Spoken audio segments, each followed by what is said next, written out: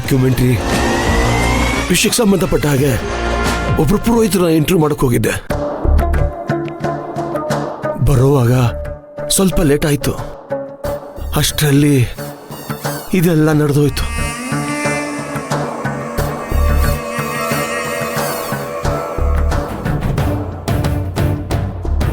Sir, ನೀವು ನನ್ನನ್ನು ನೋಡಬೇಕು ಅಂತ ಹೇಳಿ ಕಳಿಸಿದ್ರಂತೆ.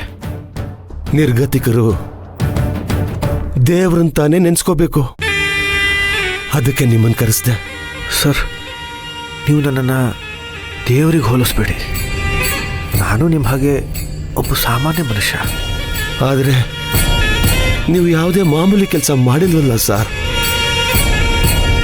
10 ಊರಿಗೆ ವಿದ್ಯಾದಾನ, ಅನ್ನದಾನ, ಕಷ್ಟದಲ್ಲಿರೋರಿಗೆ ಧನ ಸಹಾಯ, ಇವತ್ತಿನ ಕಾಲದ ಕರ್ಣ ಸರ್ ನೀವು.